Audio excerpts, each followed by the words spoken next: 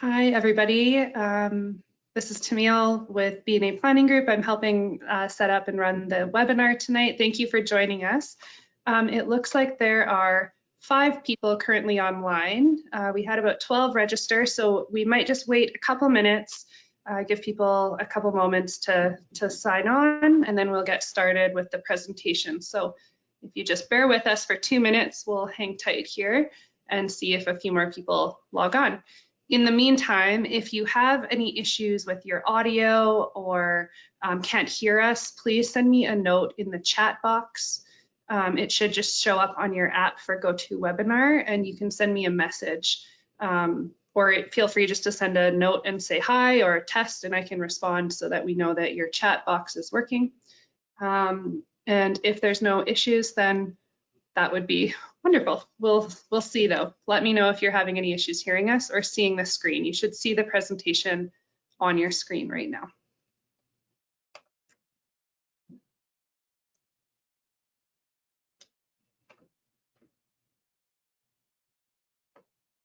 I haven't gotten any questions or comments, so I'm assuming we're good. I'll just let you know, Amber will go over this too, but everybody is currently on mute, automatically muted. So if you're trying to speak to us, we can't hear you. But when we get to the discussion, we will unmute you so that you have your opportunity to speak. But for now, again, if you want to send us a message in the chat function, or if you're having any issues hearing us or seeing the presentation, please just send me a note and we'll try to sort it out. And we're at 7:02, and we currently have 6 people online. I'm assuming a few people might jump on over the next little bit, so maybe we'll just get started. And then again, the Q&A session, we can come back to previous slides if anyone missed anything. So I will hand it over to Amber now. Good evening, everybody, and thank you to everyone who has joined us for our second online engagement session for the Wheatland County Municipal Development Plan Review Project. I'm Amber Link, Reeve for Wheatland County, and this is Matthew Buscariel, General Manager of Community and Development Services. Also joining us on the webinar today are Sherry Bears, Manager of Planning and Safety Codes, and Megan Williams, Planner at Wheatland County. Supporting the facilitation of this meeting is also Tamil Bainon from BNA Planning Group, who is providing engagement support throughout the project. Matthew and I will be leading the presentation, and then Sherry, Megan, and Tamil will join us for the Q&A session at the end. The MDP review consists of a 2-part series of online engagement sessions to provide opportunities for county residents, business owners, and stakeholders to participate and share their ideas as we review and update our MDP. Due to the public health situation and restrictions around social gatherings, we have moved our engagement program online for the time being. Future engagement sessions may occur in person, depending on the timing and restrictions in place at that time. Our previous section focused on preserving our heritage, looked at agriculture, historic resources, and environmentally significant areas. To learn more about the topics covered during our first engagement session, please visit the county's MDP website, and we'll list the link in the chat for everybody to be able to access that. You'll also find a video explaining what an MDP is and what its overall purpose is on the website. Today's session will discuss managing growth and infrastructure servicing sections of the MDP. As with the first webinar, we'll discuss these sections' intent and what changes or amendments we're considering. Thank you, Reeve Link. We'll begin this session with an overview of today's topic, managing growth and infrastructure and servicing, and we'll be posing questions for your consideration throughout the presentation. Feel free to take some notes as we go through the presentation, or type your comments or questions directly into the chat function for us to address during the Q&A session. We ask that you keep questions relevant to the topic, though our moderator will happily direct any non-municipal development plan questions to the correct department for a follow-up response. After the presentation, we'll open it up to question and answer period to address as many questions as possible. You can participate in one of 2 ways. Raise your hand, which will indicate to us that you would like to ask a question directly through your microphone, which we will then unmute you, or you can provide comments and questions through the chat function.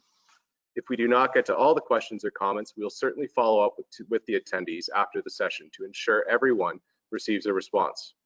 We also encourage you to complete the online survey, which will be available on the website tomorrow alongside a recording of this engagement section. Frequently asked questions will be posted on the county's Municipal Development Plan review page and will be regularly updated. The team will also produce an engagement summary for the 2 engagement sessions outlining what we heard and how we are addressing the community's response to the MDP. The summary will be posted on the project website and shared with Council. So during the presentation, we ask that you keep the following questions in mind throughout. 1, do the existing policies that guide development to appropriate locations? 2, do the existing policies encourage commercial and industrial development? Are the existing infrastructure and utilities sufficient for the county's continued growth? And finally, if you'd answer no to any of the above, what needs to change? The second section of the MDP focuses on managing growth. Excuse me. The intent is to manage and direct the growth of our communities, which includes non-residential growth. This section is separated into residential development, commercial and industrial development, natural resource development, institutional development, and parks and recreation development. The policies and objectives require staff and council to assess new developments against the land's suitability to support the proposed development and the compatibility of adjacent land uses and developments. It encourages new development to occur near or within hamlets and urban areas in order to take advantage of existing infrastructure, making it more cost-effective to service.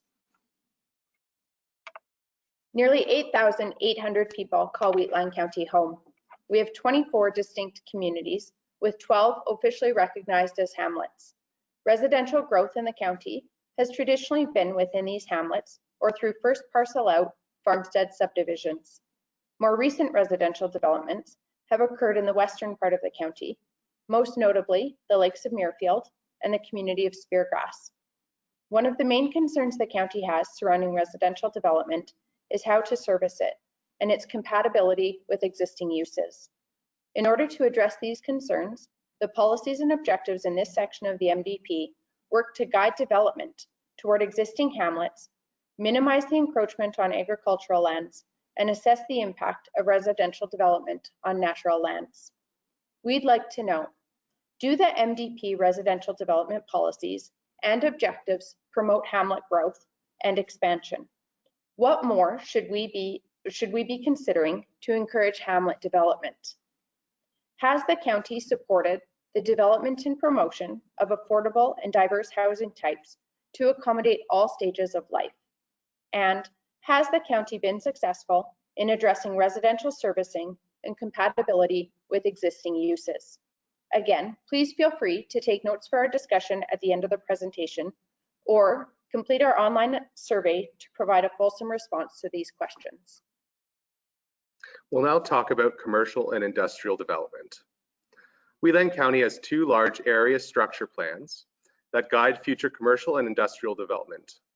The first being the Goldfinch Area Structure Plan, located west of Carsland, and the West Highway 1 Area Structure Plan, located on the south side of Highway 1 west of Strathmore. Other smaller industrial area structure plans are located around Strathmore. As with residential development, the county has concerns regarding the impacts industrial and commercial developments pose on existing developments. There have been commercial and industrial developments approved outside these approved area structure plans as well. These proposals were inspected closely based on the project's specific proposal, location, and merits to consider. It was well suited to those locations. The county supports commercial and industrial development to meet market needs, provide growth and diversification of employment opportunities, and facilitate employment for residents within proximity to their homes. To do this, there are policies directing new commercial and industrial development to designated areas, encouraging retail development to locate in hamlets, and requiring development applications demonstrating that they won't cause significant adverse impacts on surrounding lands. Staff and council are working diligently to streamline our processes to shorten processing timelines. In what other ways can we help facilitate commercial and industrial development in the county? What incentives can the county consider to encourage development to locate in the existing communities and identified area structure plan areas? And has the county succeeded in considering significant adverse impacts of new industrial and commercial development? Though Wheatland doesn't have an abundance of institutional development, nearly all of our communities have at least one community hall, school, or place of worship. As our communities grow, there is potential for more. We want to ensure that these developments are well supported and are available to both urban and rural residents. County staff are working on a new open space, culture, and recreation master plan. So we're proposing to pare back the relevant policies in the MDP to avoid inconsistency between the two documents. Keep an eye out on the county's website for opportunities to provide feedback on this document as well. Both the MDP and the Open Space, Culture, and Recreation Master Plan will work together to protect and expand natural areas and to encourage high-quality recreational opportunities. The final policy area of the MDP looks at servicing our county to ensure sufficient and effective servicing within our communities. These policies focus on making new and existing developments sustainable by considering water and wastewater servicing, multimodal transportation, waste management, and the provision of social and emergency services. Additionally, there are policies that guide sustainable energy developments, such as wind and solar farms. We're looking to pare back these policies. These policies are either too detailed for an MDP, are not appropriate in an MDP, or have become irrelevant since the MDP was first approved. So focusing on water and wastewater specifically, in the county, water and wastewater servicing is focused within communities. Carsland, Cluny, Gleason, Lakes of Muirfield, Rosebud, and Speargrass all have varying levels of municipal servicing. Potable water is provided for most of the county through private well systems. The county provides municipal water for some communities and is part of the Wheatland Regional Water Corporation. The Regional Water Corporation is working to bring potable water to more communities within the county. Currently, the regional water line services Gleason, Standard, and Rockyford. The next phase of development will include Rosebud and potentially Hussar. Similar to potable water servicing, sanitary servicing in most of the county is provided through private septic systems. For the larger communities, the county has developed wastewater treatment plants with sewage lagoons to provide adequate wastewater servicing. There are 2 communities that the county is working to better service. For Rosebud, whose septic system has been failing for the last few years, we are in the process of constructing a new sewage lagoon.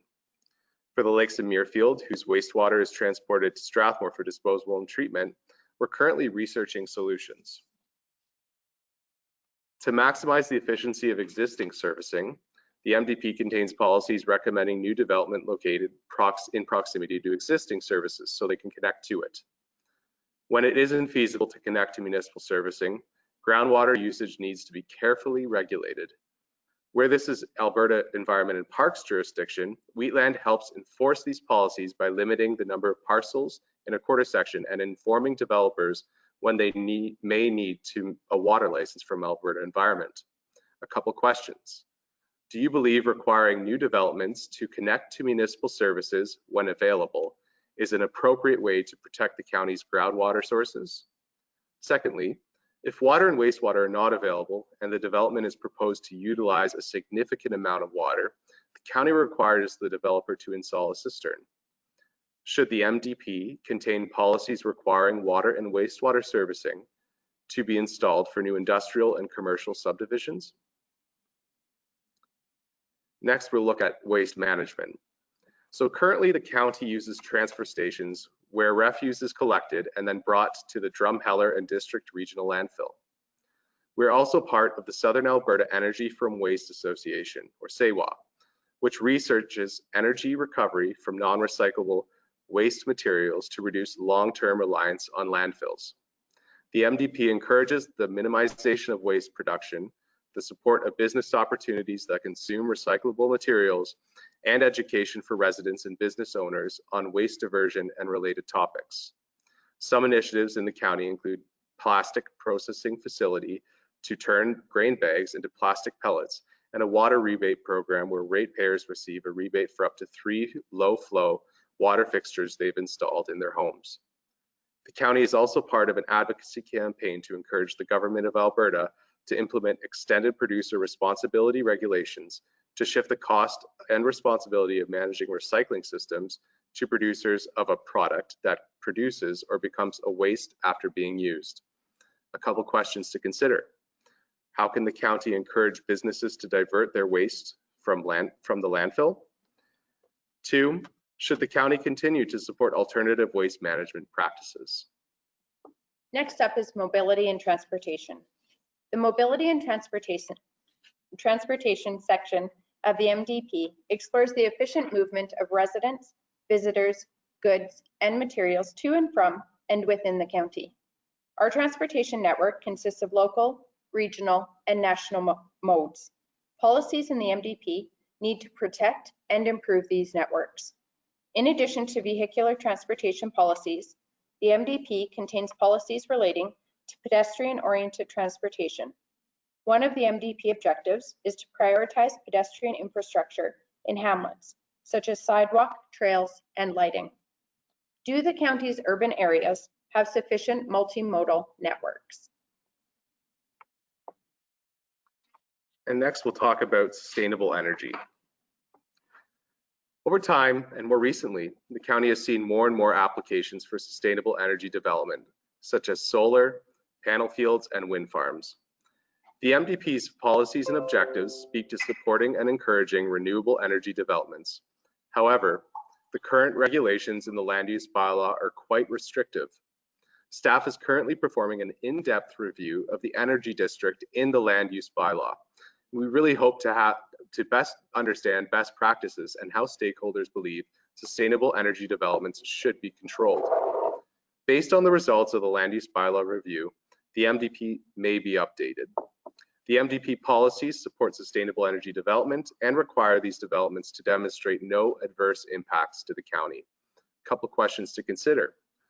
Do you believe the county should support sustainable energy developments? And have the policies been effective in preventing adverse impacts on permitted sustainable energy developments? The next section that we'll look at is health and safety. The MDP's health and safety section explores providing accessible health, social, and emergency services to all residents and visitors. The county is serviced by 5 RCMP detachments and employs 4 peace officers. Ambulance services are provided in partnership with Wheatland and Adjacent District Emergency Medical Services Association and Alberta Health Services. The county's fire services are provided through 4 county-operated halls and 5 association-run halls. This section's policies and objectives encourage developments to locate near urban centers to increase the efficiency of the existing emergency services. These policies are primarily introspective, requiring the county to support and coordinate with emergency services to ensure the needs of the county's residents are met. In conclusion, Council's vision for the county's future is continually evolving as we work with residents, businesses, and agricultural operators to ensure a strong, thriving, and diverse community. The MDP is a living document and will be amended to ensure the vision is still relevant and is being achieved. The MDP review grants us the opportunity to take what we've all learned over the last 6 years, that's since the last revision, and make targeted amendments to the document to ensure the policies align with Council's vision for the county's future. What is your vision for the county's growth over the next 20 years? We're now going to move into a question and answer section. I want to thank you for listening to our presentation. We'd like to open it up to hear from you on your thoughts and hopefully answer any questions that you have. Again, feel free to take some time to digest the information that we've provided tonight and complete the online survey. That way you can give more complete answers to the questions that we've presented tonight. We want to be mindful of your time, so we're keeping this question and answer session relatively short. If we don't address your question or your comment, we will follow up with you after the session to ensure that you receive a response. Perfect. So I'll turn my camera back on again quickly. It's Tamil here again.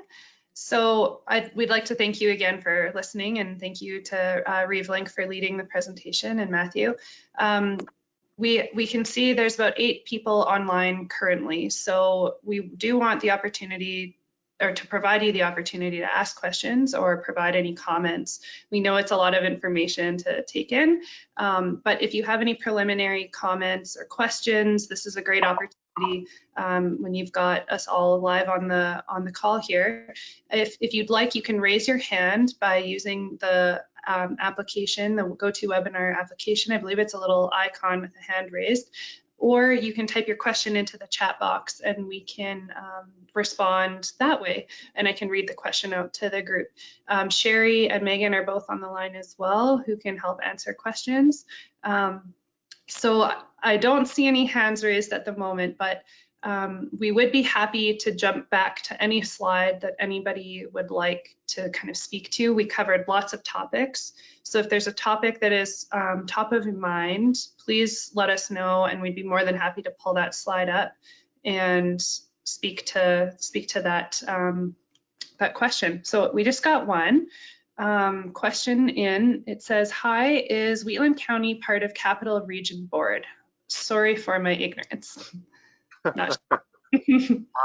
I'll speak quickly to that, and then I'm going to turn it to you, Reeve, to talk about it.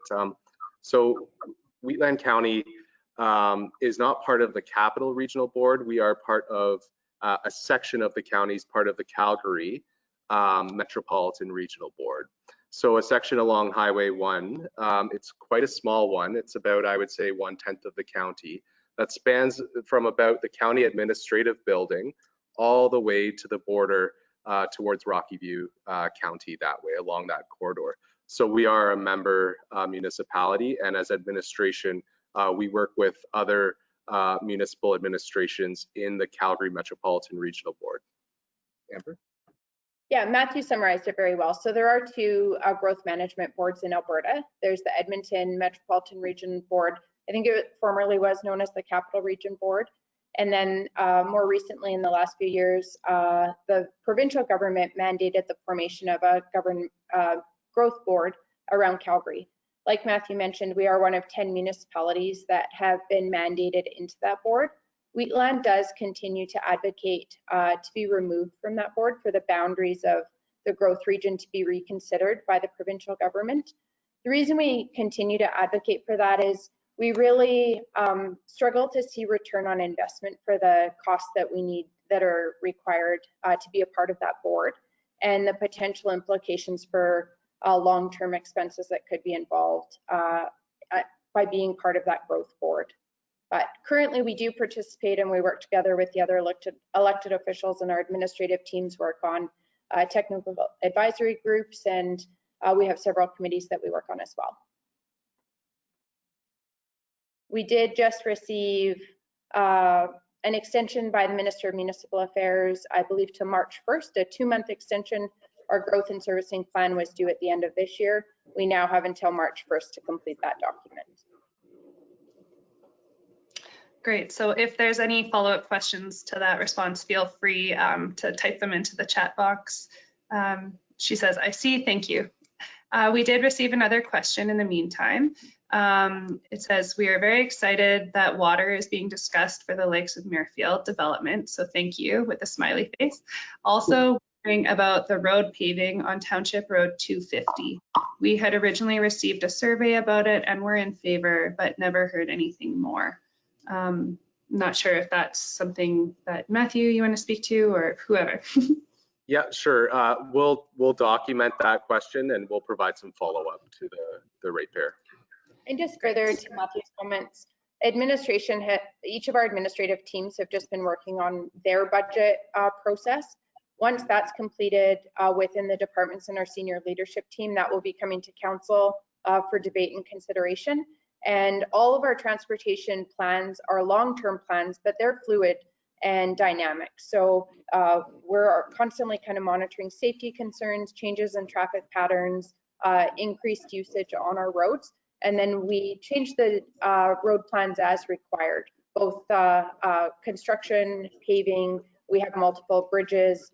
There's kind of multiple plans that we look at each year, and those are constantly being assessed, and we consider a number of factors, and with our administrative team make decisions on those priorities. So that road would be being considered, and that we'll be sharing all of that. And also make sure you reach out to your local councillor and just let us know where your priorities are identified so that we can then take that into the budget deliberations. Great. Thank you so much for the response. It's good to know. Thank you is the response to that question. There's one. Any future plans or policies related to public transportation to industrial areas of the county to Calgary? Interesting question. Do you want to talk about that, or It's a great question. At this point, in all honesty, I don't recall that being a topic of conversation around the council table. I know there have been some private initiatives where transportation, say between Strathmore and the city, have been implemented, and there's that service available from the public sector. In terms of sort of municipal servicing, we haven't looked at that. As part of the Calgary Metropolitan Region Board, we do have a very complete transportation plan that's being developed for the region. At this time, it doesn't extend public transit out into Wheatland County, other than obviously the highways and secondary roads and our road network, like our transportation network that we are responsible for.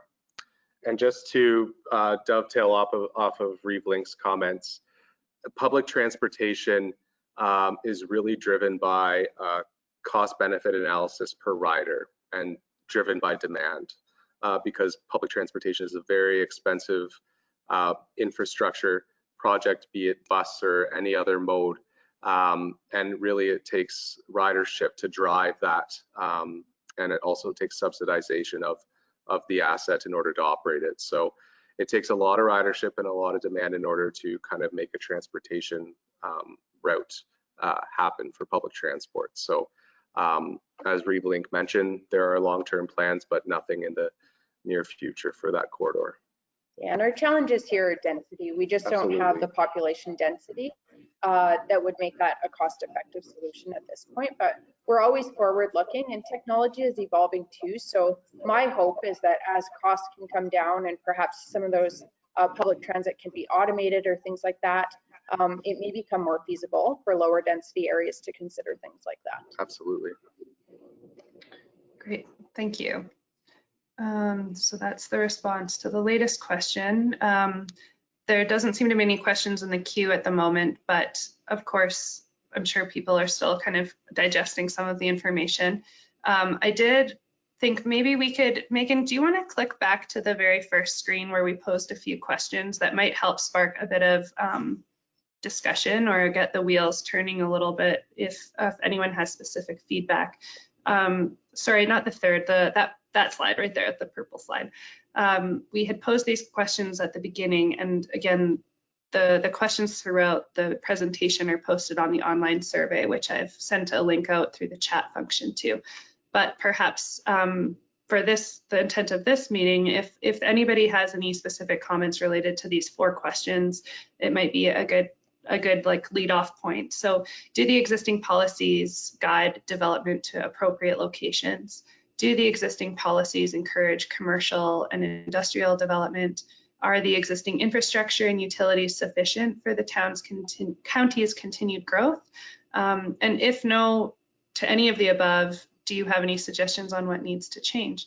So again, we'll just pose a few questions here and see if anyone has any further comments or questions in response. I'll just leave it open for a couple of minutes here and just see if anybody has any comment.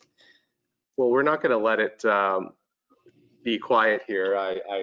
Well, Amber and I were just chatting, and this is a very important document, and in saying that, you know, I've worked from an administrative capacity here for a couple of years, but Amber, you've grown up here, and so I mean, this is talking about the growth of the county over time. We talked about historical resources last time. I mean, growing up, you've seen those change over time, and you've seen infrastructure change, you've seen the built environment change.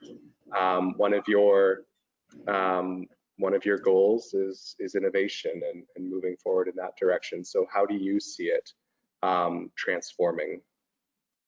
What's that vision like? Absolutely. So these are some really important questions, and I can't stress enough how much council relies on hearing from all of our stakeholders in the county. And this is particularly important, these kind of questions that are up right now, because right now, council, we firmly believe that the foundation of our county is agriculture, and we're extremely grateful for the pioneers and the generations before us that have built this county and made it what it is. And that's going to continue, and council is committed to supporting agriculture into the industry that's here and the industry that supports agriculture as well. Balancing that, we're also looking towards the future, and we're seeing some challenges with our energy industry, with oil and gas, some elements that are outside of our control with sort of global economics and demand with the pandemic, things like that. And those are creating some financial challenges for municipalities, particularly rural municipalities in Alberta. So what I see as a way to sort of counter that is to focus on investment attraction. So I would say that that's potentially one of the top priorities of our council right now is investment attraction. And when we talk about innovation, I'm talking about looking for investment attraction, finding industries that can build on what is the foundation of Wheatland County and create sustainability, both for our egg producers and also for our municipality, create jobs, encourage growth in our hamlets because we're bringing in industry that will bring in employment opportunities. That's what I see as innovation, kind of value adding to agriculture. So whether that's in terms of processing or equipment, or I think the sky's the limit in terms of opportunity. Yeah. And we really are poised for growth. We're just sort of just far enough outside of the city that we can have wide open space. We have the land base available. We have excellent taxes. We're focused on keeping our mill rate low. And we're also focused on expanding our servicing. So I think we spoke to it in terms of the water and wastewater, and I appreciate the comment about Lakes and Muirfield because I appreciate the challenges that have been experienced by the ratepayers there. So that's certainly a priority, looking at a wastewater solution for Lakes and Muirfield, but also looking at servicing for that large industrial tract. That's a extremely good opportunity for the county, having that industrial designated land along the highway. And we're currently just exploring what are our options to service that, what level of servicing is required, are there connectivity opportunities in terms of broadband that might encourage investment attraction. So it's kind of it's this constant balance of trying to preserve our heritage and continue to support our agriculture, manage those kind of interface issues between residential, agriculture, residential, industrial. It's always balancing those, but also forward looking and thinking, how can we diversify our tax base, incentivize industry into Wheatland County? And that's such a challenge. It's what you were just describing. It's not exclusive, but it's such a challenge, and it's like a planner's dream with a municipal development plan in terms of getting this right. So in terms of talking about being innovative, attracting investment attraction and the rest, with the municipal development plan, the questions like this, looking at policies that encourage the commercial and industrial, looking at the existing infrastructure, you've really hit it. How do we, I guess the question, the existing infrastructure and utilities, typically when we meet with developers, it's is it serviced? And most time, because it's a very rural county, we have difficulty saying yes, right? Because it frankly isn't. So then, if we get the policies just right, do you see us kind of moving in the direction of, you were saying that corridor there, that's the Highway 1 corridor, do you see us moving with this MDP document in order to really narrow in on these area structure plans, particularly the West Highway 1? Absolutely. Yeah. And I think with careful analysis and strategic investment, we will see areas like that built out, which indirectly support all of the programs, all of the services that the county is trying to deliver in the most cost-effective manner.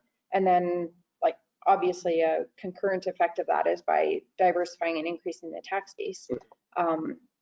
The whole thing is just kind of a synergistic thing. So absolutely, I think the key thing will be, I know council has a vision, and just ensuring that that's in line with what our stakeholders, what our residents and our ratepayers, what their focus is. We want to make sure that we're aligned with that. So. Yeah. So I guess on that, in that note, if anyone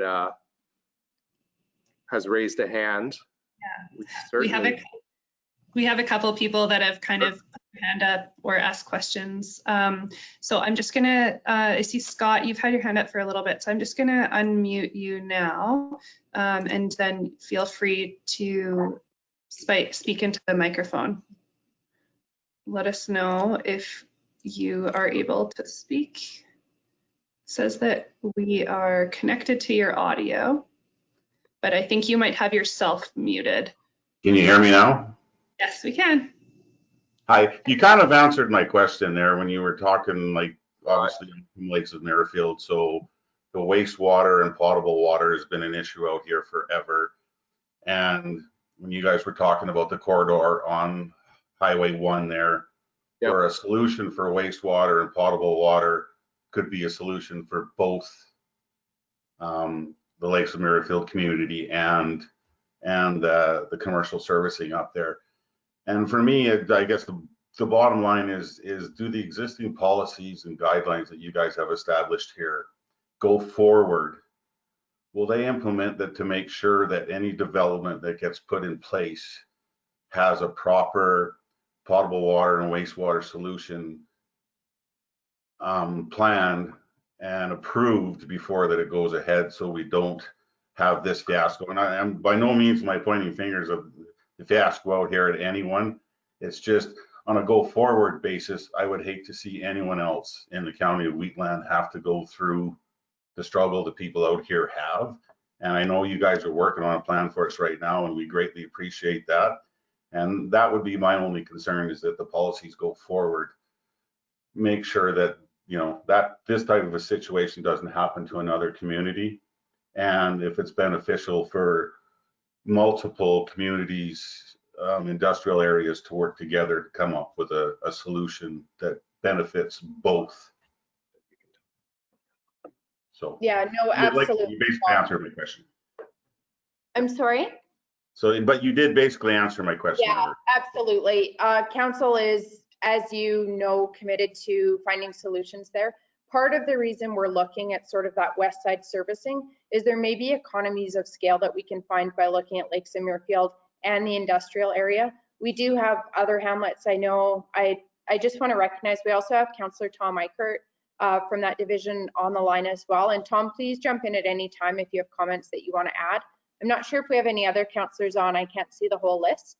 But any councillor who wants to add in, please jump in anytime you would like to. But it's really those economies of scale that we are looking for on that west side.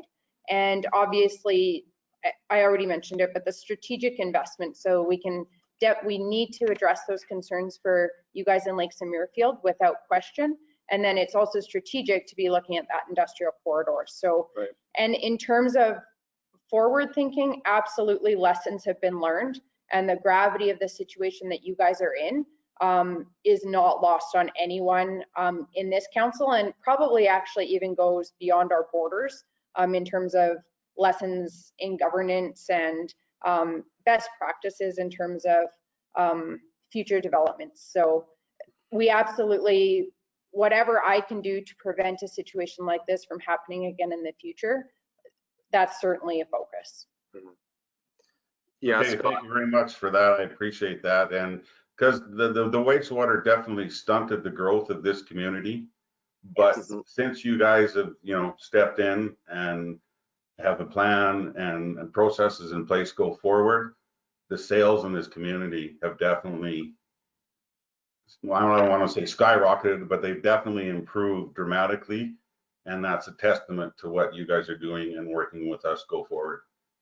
Yeah, Yeah. Matt is just scribbling a note to me. I know I'm signing the sale documents for Lakes of Muirfield, and I am thrilled with the interest that we have there, the sales that are happening, and the rejuvenation of the community. And I honestly think it's going to be pivotal for the community to have that reassurance that the county is focusing on that servicing and that you guys are not going to be dealing with this long term. So solutions are already being put in, like interim solutions are already being looked at and will be put in place shortly. So.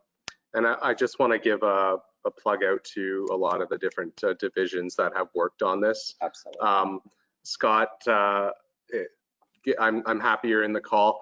And you know, it's a lot of backtrack administratively and staff wise that we've had to take on this particular development. And part of the challenge of the development process is it is very regimented. There are legislative regimes we need to operate under as staff, as planners, as engineers. But sometimes it's a negotiation when it's a private developer as well. So this is an example of something historically that there were a few, there might be some oversight, but some things were lost in terms of getting it ahead. So we're, as administration, committed to getting it just right for you with the stamp of approval from council. So we're happy to be working to get that right for you, the Lakes of Muirfield. And just further to that, that actually speaks to all of our processes. So with our senior leadership on our administration team and with council, we're aligned in this, and we're really looking for ways to, I know it sounds cliche lately, but really honestly to eliminate red tape, to streamline those processes, but also to balance that. You can't eliminate so much red tape or so much process that you get into issues like we're experiencing right now. So it's that constant balance of our due diligence, making sure we're following processes properly so that we prevent future issues, both for ratepayers that might be moving into a community, for adjacent landowners around a development or an industrial development. So it's that everything lately seems to come down to balance. So it's trying to streamline things, but also ensure we're doing due diligence. So it's certainly that's been a focus for sure for our team. Perfect. Well, thank you. Like, since you guys have taken over, the positive attitude out here go forward has gone through the roof. So I want to say thank you to all you guys, and you guys are making a difference out here, and we do appreciate it. Thank you. I really appreciate that. And I'm going to pass that along to your counselor, to Deputy Reeve Scott Clausen too, because he's been really instrumental in making that happen, as well as our administrative team. So we do appreciate the kind words, Scott. Our job is usually to take a lot of constructive criticism, complaints, things like that. So it's nice to hear when things are working and going well or improving. Perfect. Thank you very much. Awesome. Thanks, Scott. We have a couple more questions kind of in the queue. So that should take us probably close to 8 o'clock, which is great. One more question is the new MDP based on an updated growth study for the county? What is the growth projection? Sure. Do you want to? I'll let you. Yeah, for sure. I'll jump in. So some municipalities have internal resources and the capacity to do ongoing growth projections and analysis. However, at Wheatland County, our resources are very limited in this capacity. We do have an economic development division that works very closely in community and development services, which actually the planning department falls under. And our economic development division attempts to use some empirical data that's available to make models and growth models. That does take time. So right now we don't have a growth projection. We use census data, and in fact, I do believe that next year there is another census taking place. So at that point, we'll be able to best determine what, in terms of the fluctuation, did we go down, by how much, are we going up? How's that growth and where is that occurring? One of the benefits to what we do in development is we have the ability to track trends in terms of how many development and permits are going through month by month, and what kind of development permits those are. Are they for single detached dwellings? Are they for modular homes, mobile homes? We also do track building permits. So is it actually getting built? Are the bricks and mortar going up? Is it approved? So we're able to see that kind of data in terms of the built form, but then we can only make estimations as to how many people are living in a home. So right now, we don't have data in terms of projecting into next year, but we'll be able to track that when the census does get published. And in that time, we'll be able to make some really good recommendations to council should a report come or should a study be coming that does require council approval, and some actually robust, up-to-date population data that we can use as administration and staff. And just to build on that a little bit, I think sometimes projections are challenging. So I've noticed with a lot of our municipal neighbors, some of the municipalities have experienced, even in the last recent, say 10 years, exponential growth in their kind of population. What our focus certainly is more on is growth in terms of industry and not necessarily as much in residential.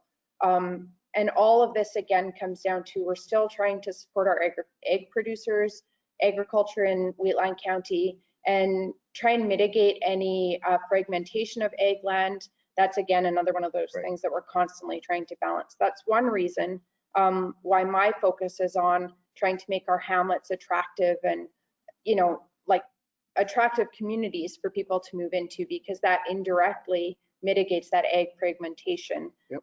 And there's always going to be people that want to live in country residential or on acreages, that type of thing. And I wouldn't want to prevent that. But the more that we can focus residential growth into our nodes, our hamlets, identified growth areas, the less we'll see impacts on agriculture. In terms of that land being lost, once agricultural land is redesignated out of agriculture, it never goes, or very, very rarely, I shouldn't say never, it does, yeah, very rarely goes back into agricultural production. So we want to mitigate that. But then the other issue that we come with, and I have already alluded to this, but it's just that interface impact. So where you have egg producers whose operations can have impacts on adjacent neighbors, and then the neighbors' complaints can impact the operations. We want to minimize that because we want our egg producers to be able to grow. Precisely. And making attractive communities too, right? Focusing, separating out focusing residential growth and making those communities the master parks, recreation and culture plan, right? That feeds into that as well. Exactly. Yeah. And so it is based on sort of there is analysis, and our GIS department provides analysis, and we have some really good documents that have been developed in terms of developers that might be looking at Wheatland County. But as Matt said, we don't have the capacity to do some of the studies that larger municipalities might do.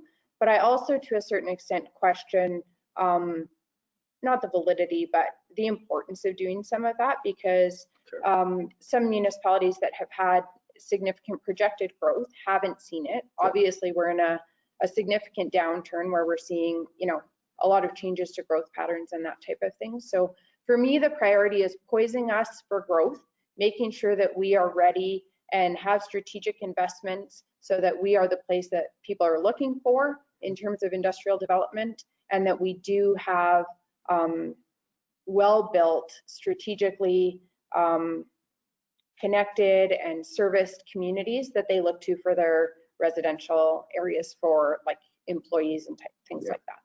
So hearing that, that's ultimately like something like that is very, very important for a municipal development plan in terms of positioning the verbiage within it, the policies within it to fit something like that, right? And working with that as Wheatland County staff. Great, thank you for that answer. I believe you pronounce it Finan. If you have any follow-up questions about that, please feel free to type them in, but hopefully that answered your question. One last question here from Karen. Is the county prepared to offer incentives to businesses looking to locate to the county? You want to answer from the council, and then I can talk about it. Yeah, that's a great question. And actually it is something that just recently we have just very preliminary, we're in the very preliminary stages of discussing that, but it would certainly be consistent with our focus on investment attraction. So I think that's going to be a key question for council as we're going into our budget deliberations, as we're looking at mill rates for next year things like that, that is going to be a key question. So, and I know, Karen, you would understand the impact on that in terms of development and where developments might be looking to build or invest.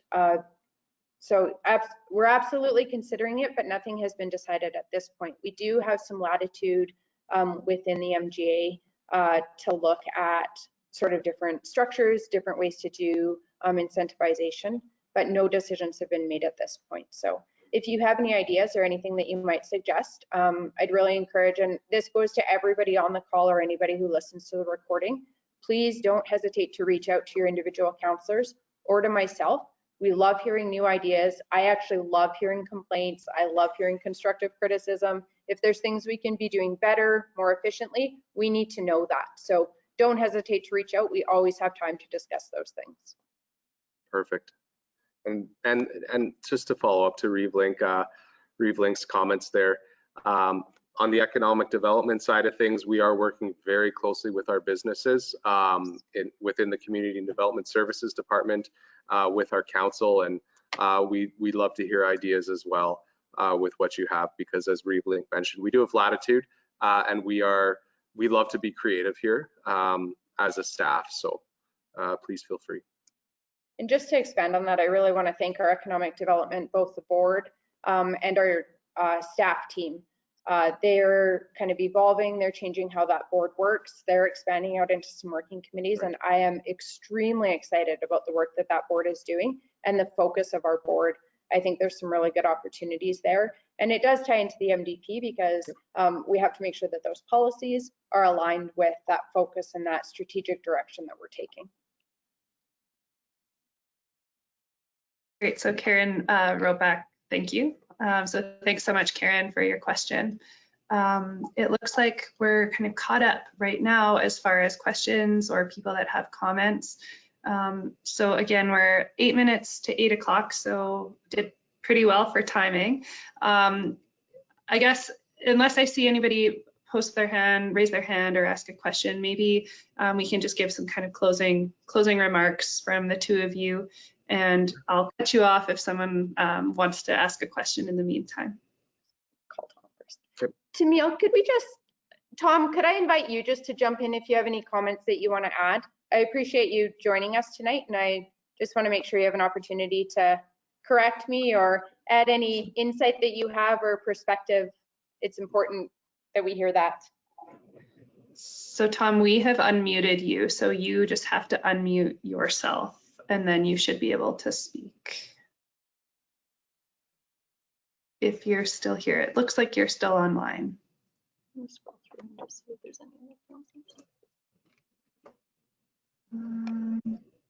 Oh, there you go. Yeah, no, it's a very interesting exercise, and it's been very, very well done, and I really appreciate all the questions. Yeah, so it's been a very good learning experience. So that's all I got for this evening. Thanks, Tom. Thanks, Tom. Just in terms of follow-up, I cannot stress enough the importance of everybody who's on the call and anybody who listens to our recording that we will be posting after, just to follow up, provide your feedback. You don't have to answer every question on the survey. You can jump in and answer questions that are most pertinent to you or that you think are most critical for council to be considering. You can pick up your phone, you can have a quick phone call with me, you can email me. Our staff are always available to discuss. Some of this can be kind of complex. There can be some sort of complexities to it and the considerations. We're happy to discuss it at any time and in whatever sort of method suits you best. And just to follow up to that, we will be providing sort of a what we heard or a summary of the feedback that we are collecting through this process. I think just as important as you providing the feedback is you knowing that we have received it, what we've heard, and collectively what we have heard from everybody involved. So watch our website for that summary and a review. And then just, I want to assure you that council will be taking all of the feedback that is provided into consideration when we're revamping the MDP. So what you're doing now, any effort that you put in will be worth it because we will be taking it into consideration. Exactly. We're also going to be putting up a frequently asked questions on the website, and you'll be able to find that. there will be that online survey. I want to emphasize that. And then, of course, the MDP will be coming back to council as well. So there will be opportunities. It will all be public and transparent. So there will be future opportunities to ask questions or look for sort of clarification on things. And I think those are the main priorities are just, if you could just, even if you take 1 minute to answer, 3 questions, or if you could ask a neighbor, or, I'd challenge maybe everybody on the line to go and find 5 neighbors that you think, feel strongly about the future of Wheatland County, and ask all of them to give 5 minutes to give me feedback. And that would really mean a lot to me and to our council. So. Yes. Yeah. And just on behalf of staff team, thank you for participating. Thanks to my great staff team for putting this on, and to you, Camille, as well. Just to follow up to Amber's comments, that's a really awesome challenge. Good planning happens when stakeholders take ownership of where they live, because every application that comes forward, we refer to this document. So if you have input, you put your 2 cents in one capacity or another, 1 question, 2 questions, all the questions. That's the best type of planning that takes place. So please participate. Thank you. Yeah, Great. I have a vision for Wheatland County, but it's critical that I know that that's aligned with both the residents and the stakeholders in Wheatland County. So please reach out, provide some feedback. We really appreciate everybody. I'm so impressed with some of the questions that were answered tonight, and just some of the dialogue and interaction that we were able to have. This would be so much better if we could do it in person, and I know soon it won't be like this forever. I keep telling myself that. So I look forward to when we can sit down and have a cup of coffee and discuss this, but for now we'll use the means that we have. So thank you for joining us tonight, and please don't hesitate to reach out with any questions or feedback. Great, thank you. I've posted the link to the survey in the chat function for those who are online tonight, and then it will be live on the website tomorrow as well. So great, thank you so much, and I hope everybody has a great evening and stays warm. Yes, Thanks. you too. Thank you. Bye now. Thanks, care. everybody. Thank you. Bye.